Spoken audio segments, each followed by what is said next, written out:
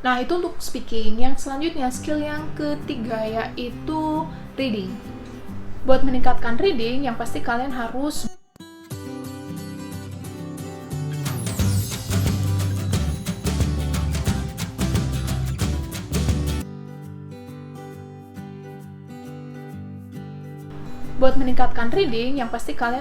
baca. Nah, bacanya apa? Kalian sesuaikan dengan diri kalian. Kalau misal kalian masih beginner, kalian bisa mulai baca yang ringan-ringan aja.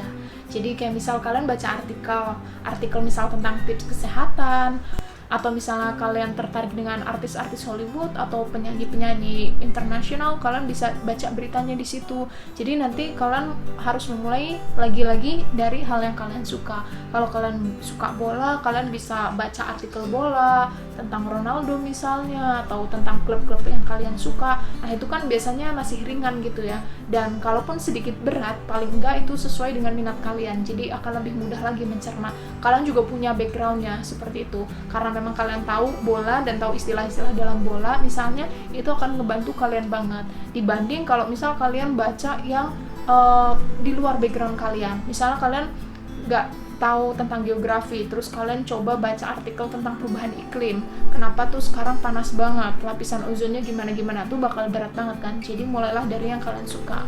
Nah, yang kedua, ketika kalian mau meningkatkan reading, kalian juga bisa dengan baca caption. Ini mungkin kelihatannya sepele banget ya, tapi sebenarnya ini tuh ngebantu banget. Karena kalau caption itu bahasa yang dipakai itu kan colloquial language ya. Jadi bahasa yang dipakai sehari-hari, yang word spoken juga bisa, kadang seperti itu. Nah, kalian bisa baca caption orang-orang kayak misal The Rock. The Rock tuh suka banget bikin caption yang lumayan panjang ya, sekitar 100 kata, dan kalian coba aja baca sambil coba memahami. Nanti kan biasanya kadang misal ada 1 atau 2 kata yang kalian gak tahu artinya, kalian mulai coba buka kamus, cek di situ, terus nanti kalian juga bisa catat kata yang baru kalian temui seperti itu. Dan itu ringan ya, maksudnya kita nggak ngerasa lagi belajar, tapi kita sebenarnya lagi belajar. Jadi baca caption tuh memang ngebantu banget. Kalau misal ada artis yang kalian suka dan dia suka bikin caption, coba aja dibaca dan jangan langsung bahasa Inggris skip gitu. Atau kadang misal ada temen ya yang suka pakai caption bahasa Inggris, coba aja dipahami, pastikan biar kalian tuh tahu arti setiap katanya itu apa, maksudnya gimana gitu. Aku pribadi juga udah ngebuktiin nih semenjak aku pakai Instagram dari tahun berapa, sekitar 2015 gitu. Terus aku suka bacain captionnya orang, kayak misal The Rock tadi atau orang-orang bule lain gitu yang suka pakai caption bahasa Inggris. Nanti aku jadi tahu, ternyata ini tuh bisa kayak gini ya. Ternyata kata ini artinya nggak cuma ini, tapi dalam konteks lain bisa juga dipakai ini gitu. Atau waktu itu aku inget banget kata-kata way, misalnya it's way too expensive, itu juga bisa. Jadi mahal banget, atau it's way too different. Nah, itu juga bisa pakai way. Dulu kan awal-awal aku taunya way ya cuma bisa buat jalan artinya, atau cuma bisa buat cara. Ternyata way juga bisa kayak gitu, it's way too expensive, dan banyak hal. Pokoknya kalau misal kalian telaten bacain caption, ya bismillah aja sih niatnya belajar, nanti insya Allah tuh ada beberapa yang bisa kalian petik. Nah, selanjutnya yang ketiga, ketika kalian mau belajar reading, kalian juga bisa baca jurnal ilmiah. Ini memang udah berat ya. Ini biasanya buat kalian kalau udah advance atau paling nggak udah intermediate seperti itu. Atau misal kalian mau kuliah di luar negeri, biar kalian terbiasa baca-baca jurnal ilmiah dengan bahasa yang lumayan tinggi, dengan bahasa yang akademik, kalian juga bisa mulai baca-baca jurnal ilmiah. Itu pun ngebantu banget.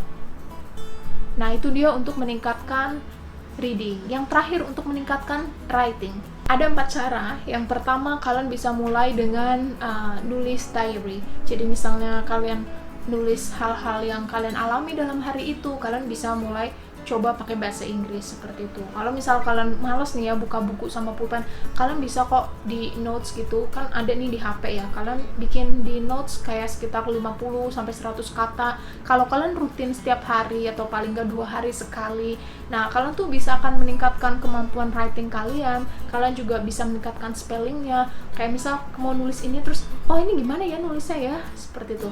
Misalnya kayak mau nulis kata across itu C-nya 1 atau 2 ya. Nah, kan kalian jadi ini ada kemauan buat ngecek. Jadi kalian punya alasan ngecek spellingnya across itu. Nah, itu jadi kalian bisa mulai dengan nulis di diary. Pokoknya yang ringan-ringan aja sih, kayak misalnya yesterday I met my ex-boyfriend misalnya, atau apalah, curhat, pokoknya yang menurut kalian itu fun, ringan, tapi bisa meningkatkan writing kalian. Nah, selain menulis diary, kalian juga bisa pakai cara yang kedua, yaitu bikin catatan apapun itu in English. Jadi beda dengan diary ya, kalau diary kan tentang everyday life, kalau ini lebih ke misalnya kalian mau to-do list nih, misalnya minggu ini apa aja sih yang harus dilakuin, seperti itu. Atau misalnya kalian punya catatan belanja yang mau kalian beli itu apa aja, cobalah nulis dalam bahasa Inggris. Ini tuh jadi meningkatkan vocab kalian banget gitu. Misalnya kalian mau belanja call gitu, aduh call bahasa Inggrisnya apa ya, kan jadi kalian ngecek gitu, oh page dan lain sebagainya. Jadi kalau kalian nyatet belanjaan, nyatet to-do list, nyatet hal-hal yang harus kalian lakukan, itu juga bisa pakai bahasa Inggris. Ini ngebantu buat writing kalian. Nah, selanjutnya, yang ketiga, ketika kalian mau meningkatkan writing, kalian juga bisa bikin caption. Jadi kalau yang tadi buat reading kalian baca caption, nah ini buat writing kalian mulai bikin caption in English. Why not gitu. Jadi nggak cuma baca-baca aja, kita coba menerapkan juga. Misalnya kalian baca captionnya siapa, kalian nemuin struktur baru, yang baru kalian tahu, kalian bisa terapkan di caption kalian, seperti itu. Dan jangan takut bikin caption bahasa Inggris hanya karena kalian merasa bahasa Inggrisnya nggak sempurna. Well, nobody's perfect, even native speakers, they're not perfect as well, so don't worry. Kalian kalau misal mau pakai caption bahasa Inggris, cobalah. Atau kalau misal kalian takut masih belum pede, sekalian aja kalian tulisin di kurung bawah, paling bawah dikasih dalam kurung, misalnya silakan kalau mau ada yang dikoreksi, atau misalnya maaf bahasa Inggrisnya belum baik, silakan kalau mau dikoreksi, dan lain sebagainya. Jadi kalian juga let anyone correct your English gitu, itu kan ngebantu banget gitu kan. Kita nyewa guru les mahal kan per pertemuannya, kalau itu kalian cukup bikin caption, kalian ngebiarin siapapun yang mau ngebantu gitu.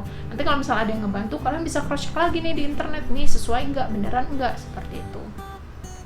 Jadi itu bikin caption tuh ngebantu banget. Dan kadang tuh ini ya, kita tuh butuh dibiasain. Meskipun misalnya kita bahasa Inggrisnya udah lancar nih, tapi kita nggak biasa bikin caption dalam bahasa Inggris, maka bisa jadi kita menghabiskan 1 atau 2 jam cuma buat bikin caption 50-100 kata. Jadi memang harus dibiasain. Nggak apa-apa awal-awal salah, tapi kan dari kesalahan itu kita jadi bisa belajar kan, belajar banyak. Ya, just make caption in English. Nah, yang terakhir nih, kalau kalian mau meningkatkan writing yang buat udah advance gitu ya, atau intermediate, kalian juga bisa mulai coba nulis yang berbasis ilmiah gitu ya. Jadi bahasanya harus sudah tertata gitu.